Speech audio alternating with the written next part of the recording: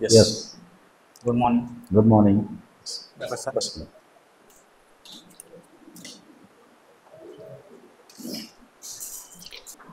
सांगा तुमच्याबद्दल थोडक्यात. माझं नाव हर्षवर्धन प्रसाद निलवे.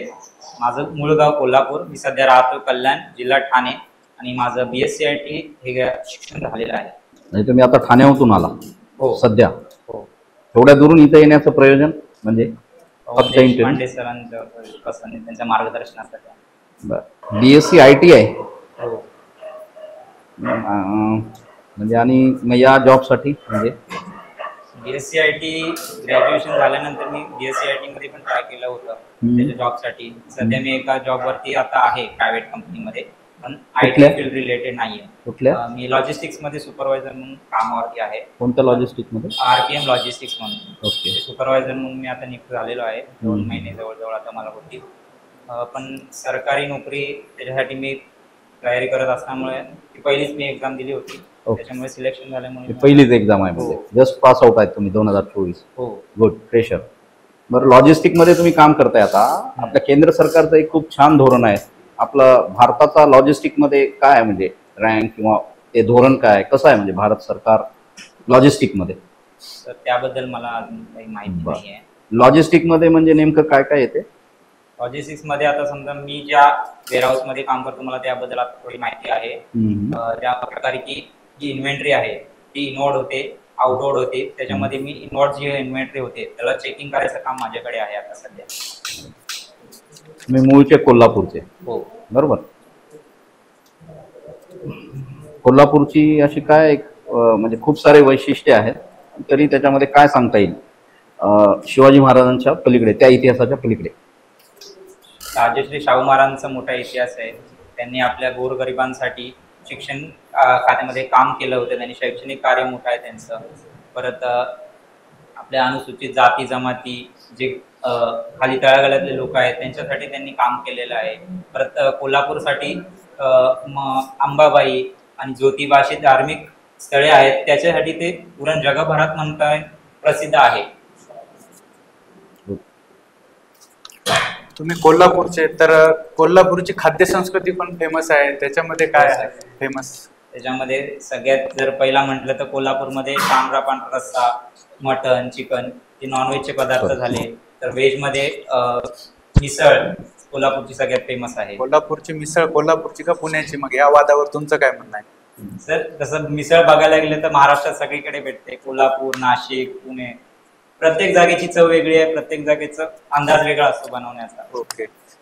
कोल्हापूर म्हणजे तुम्ही आता अप्लाय कोण्या डिस्ट्रिक्ट साठी केलंय? मी ठाणे जिल्ह्यामध्ये राहतो आणि ठाणे जिल्ह्यासाठी अप्लाय केलंय. ठाणे जिल्ह्याचे मॅजिस्ट्रेट कोण आहेत सध्या मग आता जे तिथले डिस्ट्रिक्ट कोर्ट मॅजिस्ट्रेट? सर त्याच्याबद्दल मला माहित नाही, पण मी आता जाणून घेईन. Okay okay. आणि आपल्या मुंबई हायकोर्टाचे जज कोण आहेत? मुंबई हायकोर्टाचे जज आपला देवेंद्र कुमार उपाध्याय सर आहेत. आता भारताचे सरन्यायाधीश सांगता येतील? हो, DY Chandrachud sir. Okay okay. त्यांची नियुक्ती कोण करते? त्यांची नियुक्ती राष्ट्रपती आपले आहेत. राष्ट्रपती करते. नियुक्ती करण्याच्या पद्धतीला काय म्हणतात? त्याबद्दल मला काही माहिती नाही. आता लगेच तुम्हाला आता जे जॉब तुम्ही करताय लॉजिस्टिक मध्ये त्याचा पगार किती आहे? पगार मला साधारण 13,000 इन हँड आहे, प्लस 3,000 रुपये ट्रॅव्हलिंग. आणि ह्या पदासाठी किती पगार आहे? या पदासाठी बेसिक सॅलरी 15,000 ते जवळजवळ सिनियरिटी प्रमाणे 30,000 ते 40,000 प्रमाणे आहे, असं माझ्या माहितीप्रमाणे. तुम्हाला असं एवढं उच्च शिक्षित असताना जर समजा शिपाई पदाचं काम करावं लागलं तर थोडासा असा बुजरेपणा म्हणा किंवा थोडासा असं लाजल्यासारखं असं होणार नाही का? नाही सर, कारण यापूर्वी सुद्धा मी डिलिव्हरी बॉयचं सुद्धा काम केलेलं आहे. त्याच्यामुळे मी असं शिपाई पदाचं काम करण्यासाठी लागणार नाही. कोल्हापूरचे आहे ना तुम्ही? हो. कोल्हापूरमध्ये खूप वेळा पूर यायला लागलाय. ओके. आणि म्हणून तिथं आता तो हायवेला पाणी 2 वेळा टच झालं होतं. म्हणून ते हायवेची जी उंची आहे ती वाढवण्याचं सरकारचं मानस आहे, पण कोल्हापूरमध्ये मात्र त्याला विरोध व्हायला लागलाय का? सर माझं कोल्हापूरमध्ये जाणं येणं फक्त वर्षातून एकदा किंवा 2दा होतं. त्यांच्या काही अडचणी असतील त्याच्यामुळे त्यांनी नकार दाखवला असेल, त्याबद्दल मी काही सांगू शकत नाही. अच्छा, ठीक आहे. राष्ट्रपतीची निवड कोण करतं? राष्ट्रपतींची निवड त्याबद्दल सुद्धा मला काही अंदाज नाही आहे. मी आता तुम्हाला माहिती, जर मला तुम्ही वेळ दिला तर मी तुम्हाला उत्तर देऊ शकतो. अच्छा ठीक आहे. सर प्रश्न विचार. ओके. हर्षवर्धन, एंट्री एकदम परफेक्ट आहे, पर्सनॅलिटी छान आहे. माझा सेम क्वेश्चन होता तुझ्यासाठी की शिपाई पदासाठी तू काम करू शकशील का, पण त्याचं तू उत्तर खूप छान दिलंस. Yes. चांगलं. बढिया. पण चहा वगैरे करायला लावला तुला, किंवा जर समोरचा जर रागात आला, सपोज समोरचा जो काही तुझ्या समोर आहे साहेब, तो रागात आला तर तुझं काय त्याला रिप्लाय काय असेल? ते ज्या कारणावरून माझ्यावरती चिडले आहेत ते कारण मी समजून घेण्याचा प्रयत्न करेन. जर ते कारण योग्य असेल माझ्यावर चिडण्याचं, तर तो राग मी तिथे दर्शवू शकत नाही, कारण त्यांचं म्हणणं बरोबर असेल. जर तो राग चुकीचा असेल त्यांचा, तर मी त्यांना समजावून सांगेन की तुम्ही माझ्यावरचे वरिष्ठ आहात किंवा जे काही कोण आहे ते माझ्यावरती चिडतं ते चुकीचं आहे. मला तुम्ही नीट समजावून सांगा तुम्ही कशामुळे चिडत आहात त्याच्यामुळे, तर त्याचं आपण समाधान शोधू शकतो. तुम्ही विचारणार तुम्ही त्यांना असं, तुम्ही का चिडतात माझ्यावर? नाही, नंतर ज्यांचं पूर्ण जेव्हा रागून होतील त्यांचं तेव्हा मी सांगेन की हे जर मला वाटलं की हे चुकीचं आहे तर मी त्यांना सांगेन. वरिष्ठांचा सल्ला बंधनकारक आहे? हो सर, म्हणजे जर तो सल्ला योग्य असेल तर तो बंधनकारक आहे. शिपाई आहात, घरी जाऊन तुम्हाला त्यांच्या घरचं किराणा भरायचं असेल किंवा भाजी घेऊन जायचं तुमच्या, एखाद्या वेळेस सांगितलं तुम्हाला, तर कराल का तुम्ही? हा सर, जसं की माझ्या माहितीप्रमाणे 2 प्रकारचे शिपाई असतात, जे जिल्हा न्यायालयामध्ये काम करतात आणि काही जे जजच्या घरी सुद्धा काम करायला करतात. जर त्यांना ते सांगितलं तर त्यांच्या ते कार्याचाच भाग आहे, करावं लागेल. ते एक प्रश्न आहे. 10वी मध्ये मार्क खूप छान होते, 82.20%. 12वी मध्ये 49% आले. त्यावेळी म्हणजे क्लिअर करता येईल त्यावर? त्यावेळी खूप जास्त आहे ना? हो.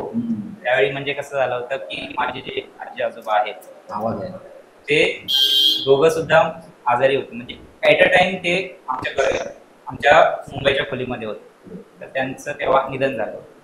एक दिवसा आड सुद्धा नाही, म्हणजे 15 आणि 16 सर. त्यांच्या वेळी कोरोनाचा वगैरे काळ चालू झाला होता. म्हणजे पप्पांना ते काय म्हणतात ऍडमिट केलं होतं, त्याच्यामुळे ते त्यांचं सगळे विधी वगैरे ते सगळं मलाच करावं लागलं. तो तर एका दिवसाचा इन्सिडेन्स आहे ना? नाही, म्हणजे त्याच्या अगोदर सुद्धा माझे वडील 12 तास सिक्युरिटीचा जॉब करतात, म्हणजे आणि माझी मम्मी हाऊसवाईफ आहे, तर तिला, मला आणि माझ्या लहान भावांना त्या दोघांचं करावं लागतं. घरातल्या इश्यूमुळे असं सांगायचं. फीडबॅक सांगतो तुला शॉर्टकटमध्ये.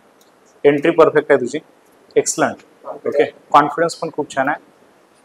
मी असेल तर तुला 10 out of 10 देईल. ओके, एवढं छान आहे. नॉलेज तुझं 80% बेस्ट आहे, 20% तुला इम्प्रूव्हमेंट करावं लागेल. 1-2 प्रश्नाची उत्तरं जे द्यायची राहिले ते 20% तुला इम्प्रूव्हमेंट करावंच लागेल. बाकी व्हॉइस पण खूप सुंदर, एक्सलंट. आणि तुझं सगळ्यात परफेक्ट आन्सर मला वाटलं की मी स्वतः डिलिव्हरी बॉय म्हणून काम केलं, त्याच्यामुळे मला हे काम करायचं काही सांगितलं. आणखी एक ॲड कर, तुला टक्के कमी का पडले तर त्याचं तू हे पण कारण सांगू शकतोस की सर मी स्वतः त्यावेळेस जास्त काम करावं लागायचं आणि आमच्या घरामध्ये हे वाईट सिच्युएशन झाली. हे ॲडिशन मध्ये त्याला सांगितलं. हां, त्या परिस्थितीमध्ये आम्हाला काम करत शिकावं लागलं. त्यावेळेस मी लहान होतो तेव्हा माझ्यावर कामाची जबाबदारी नव्हती, पण जसं वय वाढलं तसं माझ्यावरती कामाची जबाबदारी आली. काम करत प्लस आमच्या कुटुंबावर पडलेल्या संकटामुळे माझे हे मार्क्स कमी झाले. ओके, मी तुला व्हेरी गुड आणि एक्सलंट हे दोन्ही शब्द तुझ्यासाठी. क्लॅरिटी आहे सगळ्या, जे काही क्लॅरिटी खूप सुंदर आहे. अजून एक पॉईंट मी सांगतो की कोल्हापूर शब्द आला की एक पॉईंट ऑब्झर्व करायला पाहिजे होता. सगळ्यांनी कोल्हापूरवर प्रश्न विचारला.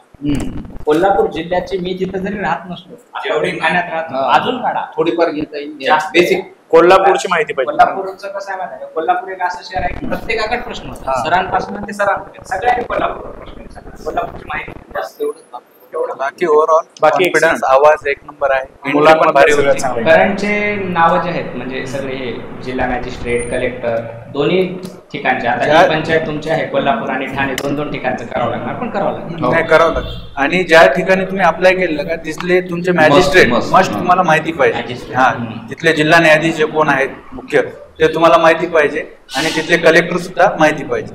कारण कधी कधी कसं आहे मॅजिस्ट्रेट आणि कलेक्टर मध्ये पण वाद असते थोडेफार, ते पण तुम्हाला माहिती पाहिजे ज्या जिल्ह्याला तुम्ही अप्लाय. अजून एक प्रश्न तुम्हाला तिथे ऍडिशनल असा असेल की तुमचं हे हायर क्वालिफिकेशन जास्त आहे, ओके, त्याचा यूज इकडे जास्त होऊ शकतो. उदाहरणार्थ MS वर्ड, MS एक्सेल, हे क्लेरिकलचे कामं सुद्धा मला बऱ्यापैकी जमतील, हे कॉन्फिडन्स त्यांना द्या.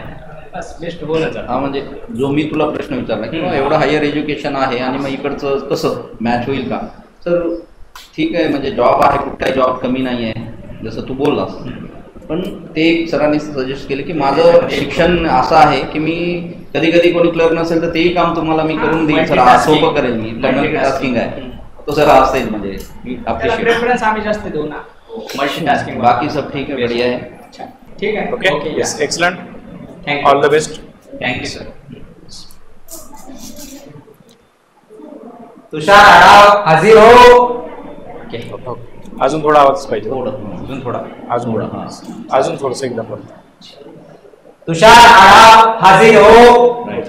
Okay thank you sir.